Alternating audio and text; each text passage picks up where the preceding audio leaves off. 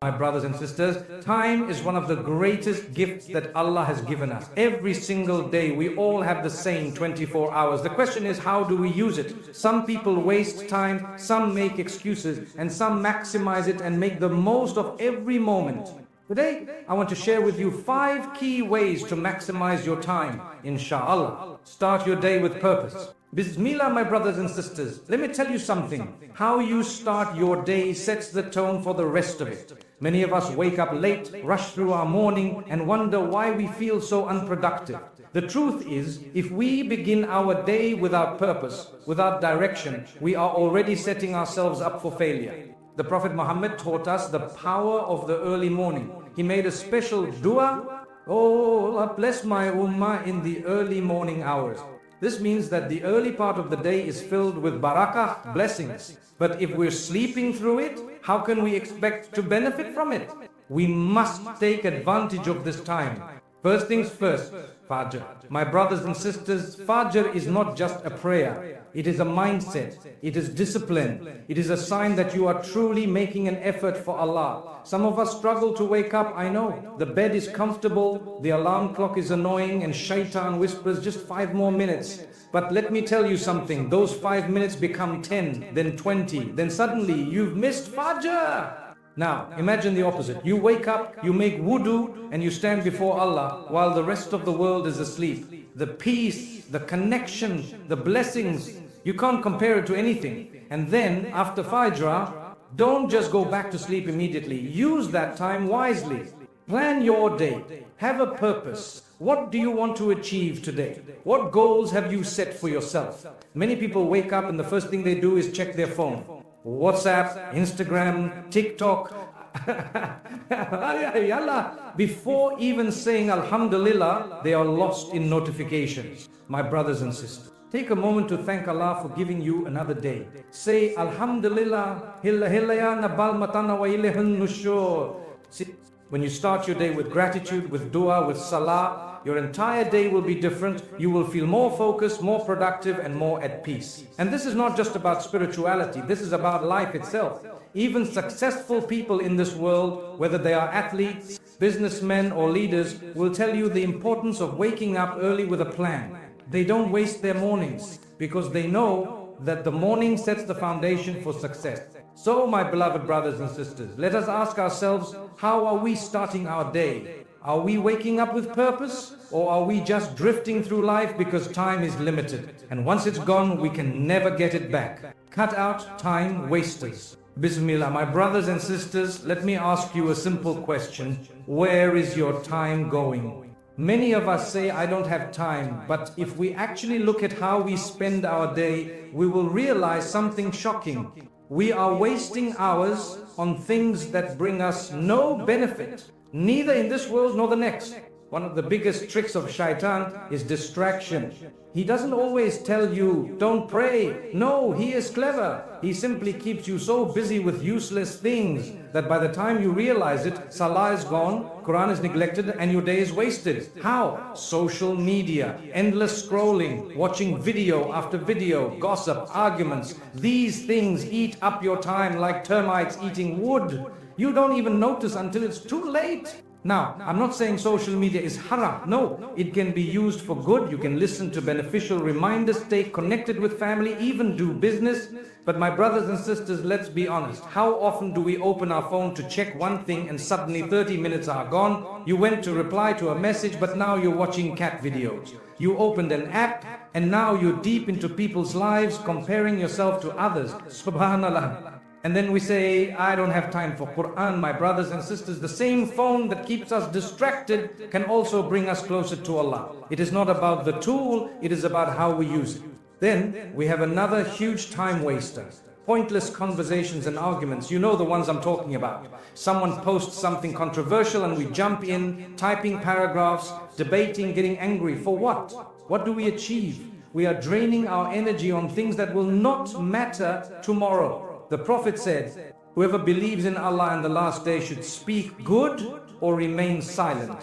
Imagine how much time we would save if we followed this one hadith. Before you reply, before you argue, before you waste your time, ask yourself, is this necessary? Will this benefit me? If not, let it go. And what about entertainment? Yes, we all need to relax, we all need a break. But my brothers and sisters, let's not overdo it. Some people sit down to watch just one episode and suddenly the entire season is finished. Some people say just 5 minutes of gaming and before they know it, it's 3 a.m. Where did the time go? This is why the companions of the Prophet were so productive.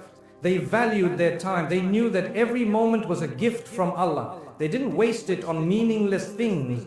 They used their time wisely, whether it was in ibadah, learning, helping others, or even resting with the right intention.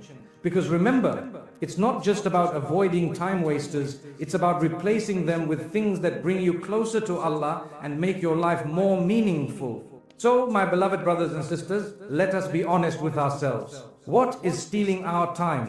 What small habits are eating away at our productivity? Because once we recognize them, we can start making a change. Prioritize what truly matters. Bismillah, my brothers and sisters, let's be honest with ourselves. Are we truly giving importance to the things that matter most in life? Many of us get caught up in things that in the grand scheme of life mean very little. We chase after wealth, status, the approval of people. But when it comes to the things that actually bring us success in this world and the hereafter, we put them last. Imagine this. You have a jar and you need to fill it with big rocks, small stones and sand. If you start with the sand and the small stones, by the time you try to fit the big rocks, there's no space left. But if you place the big rocks first, then the smaller stones, then the sand, everything fits perfectly. This is how life works. If you put the most important things first, your faith, your family, your health, your character, everything else will fall into place. But if you fill your life with distractions and unnecessary things, there will be no space left for what truly matters. Now, let's ask ourselves, what are the big rocks in our life? First and foremost, our relationship with Allah. This is number one. My brothers and sisters, our purpose in life is to worship Allah, to obey Him, to seek His pleasure. But what happens? We say, I'll pray later, I'm busy. I'll start reading Quran tomorrow. I'll focus on my deen when I'm older. But who promised you tomorrow? Who promised you old age? The Prophet said, take advantage of 5 things before 5. Your youth before your old age, your health before your sickness, your wealth before your poverty, your free time before your busyness, and your life before your death. Subhanallah, we must put Allah first, always. Then family, how often do we neglect our parents, our spouses, our children, thinking we are too busy? We spend hours working, chasing money, but when was the last time we sat with our parents just to talk? When was the last time we gave our children our full attention without being distracted by our phones? Many people regret after their loved ones are gone that they didn't spend enough time with them. But regret is too late, my brothers and sisters. Prioritize your family while you still can. And then our health. We chase wealth, but what is wealth without health? The Prophet said, your body has a right over you. How are we taking care of ourselves? Are we eating well, exercising, getting enough rest? Or are we abusing the body that Allah has blessed us with? A healthy body allows you to worship better, to work better, to serve your family better. But many of us only realize this when sickness comes knocking. Don't wait until it's too late. And what about our character? The Prophet was sent to perfect good character, yet today we prioritize arguments, pride and ego over kindness and humility. My brothers and sisters, how we treat people matters. The way we speak, the way we deal in business, the way we help others. These are the things that define us in the sight of Allah. So, my beloved brothers and sisters, let us reflect. What are we chasing? What are we putting first? Because if we do not prioritize what truly matters, we will one day look back and realize that we spent our lives on things that never really mattered at all. Use small moments wisely. Bismillah, my brothers and sisters, let me ask you something. How often do we say, I don't have time? We want to read Quran, but we say, I'm too busy. We want to learn more about Islam, but we say, I have no time. We want to improve ourselves, but we complain. There's too much going on. But the reality is we do have time. We just don't use it wisely. Let's be honest. How much time do we waste every day in small, meaningless moments? Waiting for the elevator, scrolling through our phones, standing in line, sitting in traffic, chatting about things that bring no benefit. If we add up these small wasted moments, we will realize that we are losing hours every single day. Now, imagine if we used those moments wisely. The Prophet Muhammad taught us that even small actions, when done consistently, are beloved to Allah. He said, the most beloved deeds to Allah are those that are consistent, even if they are small. Think about this. How long does it take to say Subhanallah, Alhamdulillah, and Allahu Akbar? Just a few seconds. But every time you say them, your scale of good deeds becomes heavier. The Prophet told us that saying Subhanallah wa bihamdihi 100 times a day erases sins, even if they are as much as the foam of the sea. 100 times, that takes less than 5 minutes, yet how many of us do it? My brothers and sisters, dhikr, remembrance of Allah, is one of the easiest ways to fill our small moments with barakah. You don't need a special place, you don't need a specific time. You can do dhikr anywhere, while walking, while cooking, while waiting for someone. These are moments that we usually waste, but they can become moments of reward. And what about the Quran? Some people say, I don't have time to read. But if you read just one page after every prayer, by the end of the day, you will have completed 5 pages. In 1 month, you will have finished the entire Quran just by using small moments.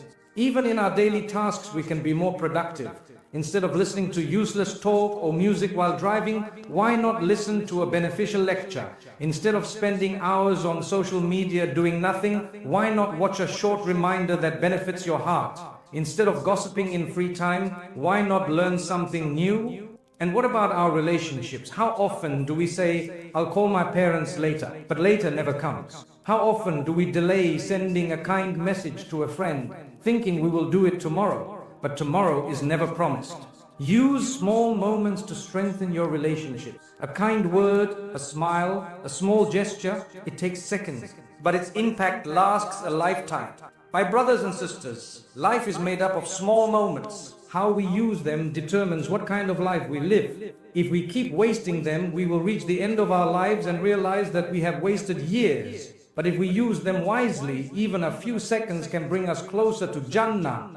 Make dua and seek barakah. Bismillah, my brothers and sisters, let me ask you, how often do we truly turn to Allah and ask from Him? Many of us live life rushing from one thing to another, trying to fix our problems, trying to manage our time, trying to be productive, but we forget the most important thing. Nothing happens without the help of Allah. You can have the best time management skills, the most organized schedule, the greatest work ethic, but if your time has no barakah, no blessing, you will always feel like you don't have enough. You will be busy all day but achieve nothing. You will work hard but feel no satisfaction. You will try to do everything but nothing will go smoothly. Why? Because success does not come from effort alone. It comes from the barakah of Allah. Look at the life of the Prophet.